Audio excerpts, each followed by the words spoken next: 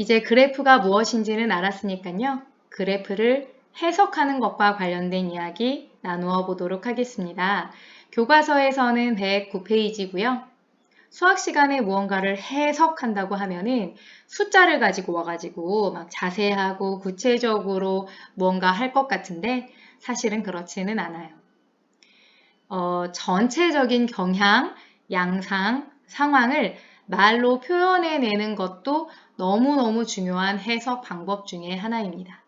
물론 숫자를 가지고 구체적이고 자세하게 분석, 해석하는 것도 중요하지만 전체적인 경향을 말로 표현해낼 수 있는 것도 아주 중요한 해석 방법 중에 하나이니까 우리 함께 연습해 보도록 하겠습니다. 먼저 첫 번째 그래프인데요. 그래프를 해석하실 때는 제일 먼저 확인해야 될 것이 바로 축입니다. 축에는 두 가지가 있잖아요. X축도 있고 Y축도 있고 일반적으로는 X축을 먼저 확인하십니다. X축을 확인하시니까 시간이네요. 나머지 축 Y축도 확인해 보니까 고도를 나타내고 있습니다. 여러분 보통 그래프를 해석하실 때는요. 왼쪽에서 오른쪽으로 해석을 하시거든요. 왼쪽에서 오른쪽으로 가면서 시간은 점점 흐르고 있죠. 시간이 흐름에 따라 이렇게 시작하시면 되는 거예요. 시간이 흐름에 따라 Y축이 어떻게 되고 있는지, 다시 말해서 고도가 어떻게 되고 있는지를 풀어서 말하면 되는 거예요.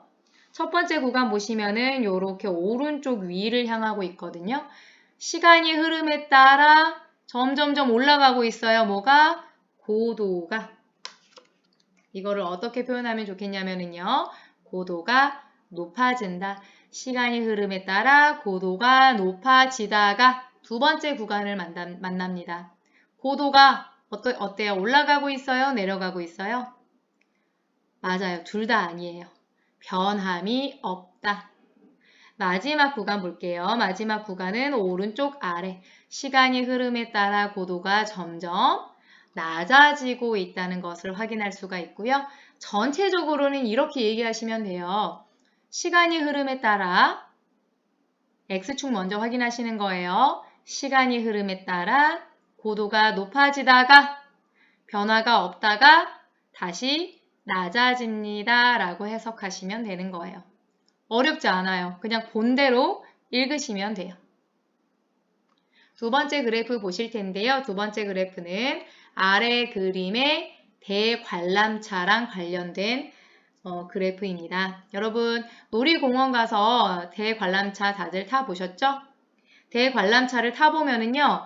처음에는 높이가 낮았다가 점점 위로 올라갔다가 다시 내려오잖아요. 그거를 그래프로 나타낸 것 뿐이에요. 지금 이 그래프는 대관람차에서 어느 한 칸의 지면으로부터의 높이를 시간에 따라 나타낸 것이래요. 그래프 해석하실 때 제일 먼저 확인해야 될 부분 어디? X축입니다. X축에 보니까 이번에도 시간을 나타내고 있고요. 반대로 Y축을 보니까 높이를 나타내고 있습니다. 해석 한번 해볼게요. 첫 번째 구간 보시니까 오른쪽 위에요. 높이가 점점 올라가고 있어요. 그쵸? 높이가 증가한다. 이쪽은 높이가 어떻게 되고 있어요? 점점 아래로 감소한다. 전체적으로 한번 해석해 볼게요. 시간이 흐름에 따라 X축부터 시작하시면 됩니다. 시간이 흐름에 따라 높이가 증가했다가 감소했다가 증가했다가 감소했다가 무한히 반복하는 게 대관람차잖아요. 110페이지 예제 1번 가지고 한 번 더 연습해 볼 텐데요. 이번에는 반대예요.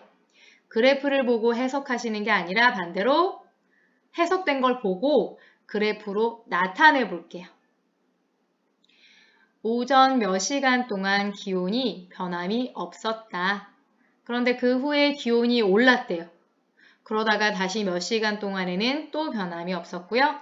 마지막으로 해가 지면서 또 기온이 떨어졌습니다.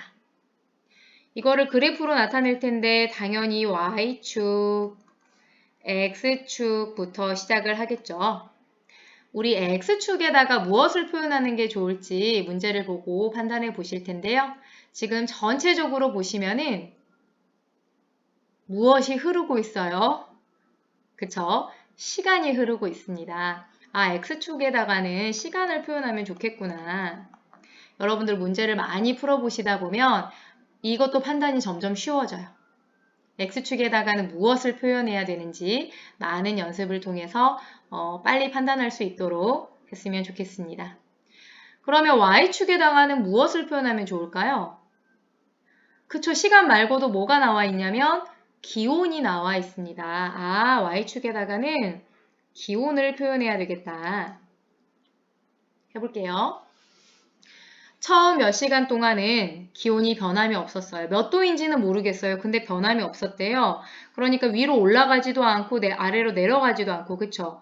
평평하게 이렇게 표현하시면 될 것 같아요. 그러다가는 기온이 올랐대요.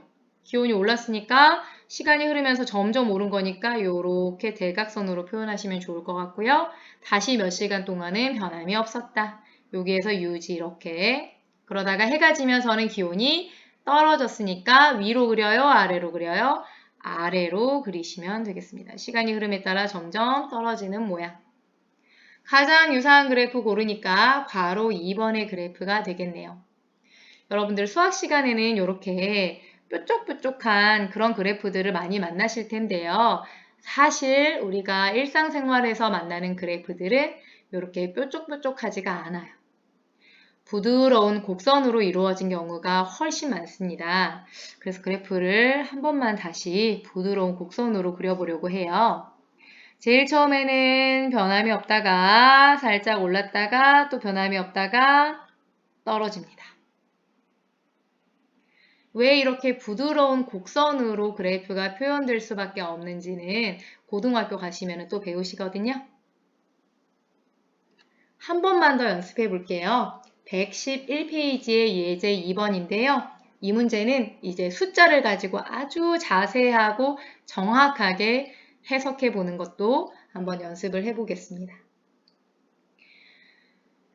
오른쪽 그래프는 현준이가 자동차를 타고 학교에서 출발하여 도서관에 도착할 때까지 자동차의 속력을 시간에 따라 나타낸 것이다. 여러분 그래프 보실 때 항상 X축, Y축 확인하셔야 됩니다.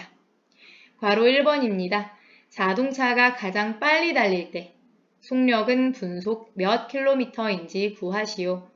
자동차가 가장 빨리 달린다는 것을 다른 말로 하면 속력이 가장 클 때죠. Y축의 속력 보이시죠? 속력이 가장 클 때니까 바로 이 구간에 해당된다는 것을 알 수가 있고요. 그때의 속력 물어봤으니까 속력 찾아서 확인하시면은 1.2km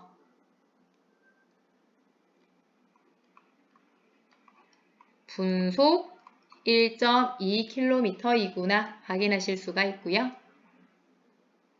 괄호 2번입니다. 학교에서 출발하여 도서관에 도착할 때까지 자동차는 몇 분 동안 정지했는지 구하시오.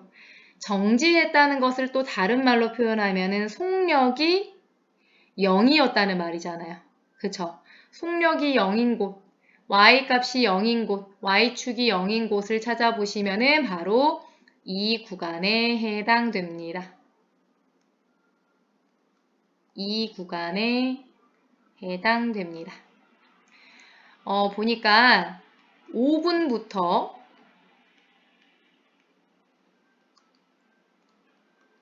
7분까지 5분부터 7분까지 멈춰 있었어요. 정지해 있었어요. 따라서 몇 분 동안? 2분 동안이구나. 2분 동안 정지해 있었구나. 마지막으로 괄호 3번 문제입니다. 자동차의 속력이 처음으로 감소하기 시작한 때는 출발한 지 몇 분 후인지 구하시오.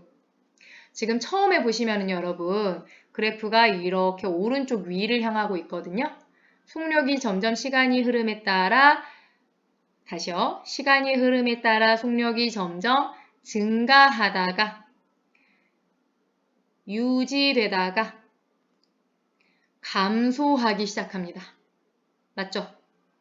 이때가 언제예요? 이때가 언제냐면은 종종종 시간에 대해서 물어봤으니까 우리 시간 X축에서 확인하셔야 돼요.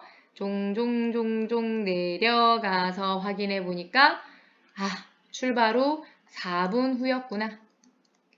출발 후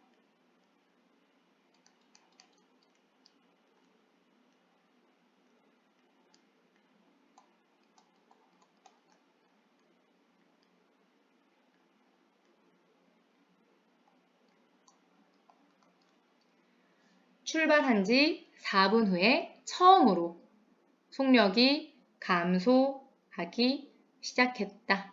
이렇게 해석하시면 되겠습니다.